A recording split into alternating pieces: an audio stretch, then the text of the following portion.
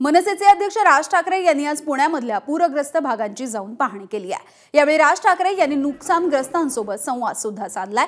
सिंहगड परिसरामध्ये एकता नगर आणि निंबज नगर मधल्या पूरग्रस्तांसोबत राज ठाकरे यांनी संवाद साधलेला आहे आणि या नागरिकांनी सुद्धा आपल्या व्यथा आपली परिस्थिती ही राज ठाकरे यांच्या समोर बोलून दाखवली आहे। पुण्यामध्ये 25 जुलैला मोठं नुकसान झालेलं होतं, अनेक ठिकाणी पाणी सुद्धा साचलं होतं।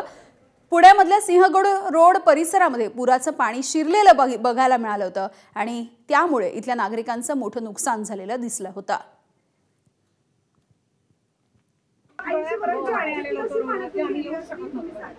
तिला आणायला आम्ही गाडी पार्किंग मध्ये आणली, अक्षरशः पार्किंग म्हणजे गाडीच्या टॉयलेट पर्यंत पाणी होतं। तिला कसं बसवलं आणि मग दुसरीकडे नेलं।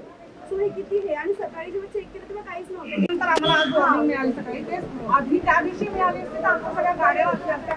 आज कितीतरी माणसं म्हणायची आम्ही आमच्या गाड्या नदी सकटमध्ये 6 महिने झाली गाडी घेऊन आणि ती पाण्यात गेली। आम्ही काय करणार नाही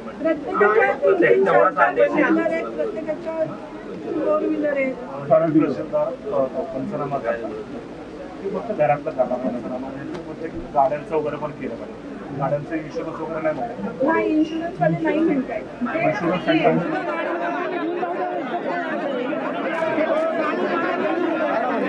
तर ही थेट दृश्य आपण बघतोय पुण्यामधल्या एकता नगर परिसरामधली।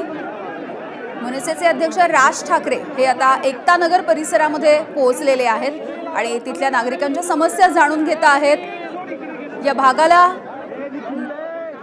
पुराच्या पाण्याने झोडपून काढलेलं बघायला मिळालेलं होतं।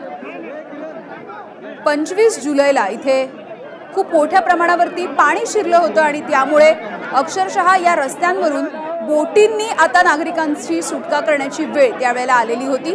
त्यानंतर राज ठाकरे हे आता सध्या पुण्यातला दौरा करताना दिसत आहेत। या पूरग्रस्त भागाला राज ठाकरे यांनी भेट दिलेली आहे। सध्याची एकता नगर मधली ही दृश्य आपण लाईव्ह बघतोय। तर राज ठाकरे यांच्या समोर इथल्या नागरिकांनी आपल्या समस्या सुद्धा मांडलेल्या आहेत। त्यांचं झालेलं नुकसान किती आहे ते सुद्धा इथल्या नागरिकांनी कथन केलेलं आहे आणि याविषयी बोलूयात आमचे प्रतिनिधी मिकी घई सध्या आपल्या सोबत आहेत। मिकी, यावेळी जर आपण बघितलं तर राज ठाकरे सिंहगड रस्त्यावरील जे एकता नगर आहे त्या ठिकाणी पोहोचलेले आहेत आणि प्रचंड अशी लोकांची गर्दी आपल्याला दिसते। खास करून महिला खूप मोठ्या संख्येने या ठिकाणी उपस्थित आहेत। ज्या भागामध्ये खास करून पाणी साचलेलं होतं त्या सगळ्या भागाची स्वतः राज ठाकरे पाहणी करतायत। जवळपास 1.5 ते 2 तास राज ठाकरे या परिसरात फिरतायत, अनेक लोकांशी भेटतायत। महिलांनी अनेक तक्रारी या ठिकाणी दिलेल्या आहेत। ज्या पद्धतीने महानगरपालिकेने त्यांना सतर्कतेचा इशारा द्यायला हवा होता, किंबहुना येऊन या ठिकाणी वॉर्निंग पाणी अशा पद्धतीने वाढणारे या संदर्भातली खबरदारी घ्या सांगायला हवं होतं, ते देखील सांगितलं नाही आणि लोकांचं ज्या पद्धतीने नुकसान झालेलं आहे त्या संदर्भात आता सरकारने ही जबाबदारी घेऊन त्यांना मोबदला द्यावा अशी मागणी या ठिकाणी स्थानिक लोक करतायत। मात्र आता जर आपण बघितलं तर मोठी गर्दी राज ठाकरेंच्या भोवती या ठिकाणी आपल्याला पाहायला मिळते। अगदी धन्यवाद मिकी या सगळ्या माहितीसाठी।